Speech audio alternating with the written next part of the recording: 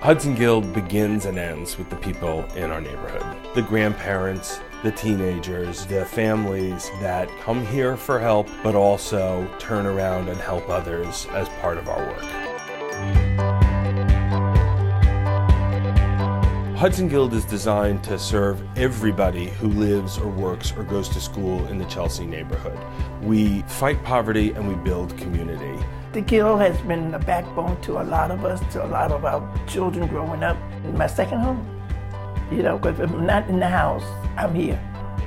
Every day we provide daycare, after school, we have a teen services program, we run a senior center, we run a fully staffed mental health program and an arts and culture program. Lots of ways for people to plug in and become part of the community.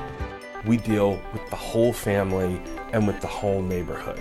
We know grandma and we know mom and we know the kids, but we also have a deep impact on the broader groups. Hudson Guild's almost 120 years old. We've been in this neighborhood since the late 1800s, and we're one of the original settlement houses. We have played a critical role in the development of the social structure of the city. When you talk about Hudson Guild and you talk about its impact on people and on the community, Paul Balzer has to be right there at the front of the conversation. He is an incredible thought leader and a guiding force on the board, one of those trustees who kind of brings all the pieces of the puzzle. There isn't anywhere else that serves you because you're a neighbor, because you live, work, or go to school in a neighborhood. Seeing the success of the programs, that whole process to me is superb. Paul came to Hudson Guild at the suggestion of his mom, who has spent 30 years herself as a staff member and as a member of our board of trustees. It is always clear that Paul cares about this place in his bones and will do anything to help this organization succeed.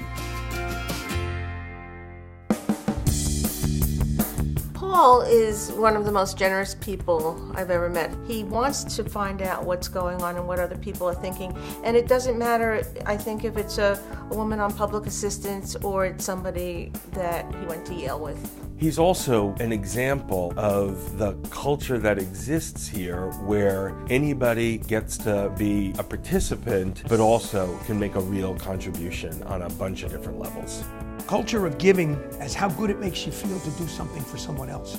And what I think the Guild has done very well is made people feel welcome to give their way. It's not just staff giving to clients. Yes, they may have problems, they may be low-income people, but yet they are seen as people with something to offer.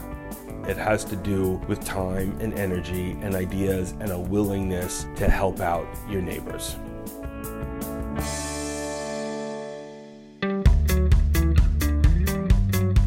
I would like to be a little bit more like Paul Balzer, and I plan to be involved in Hudson Guild and similar organizations for my whole life, and that's a gift.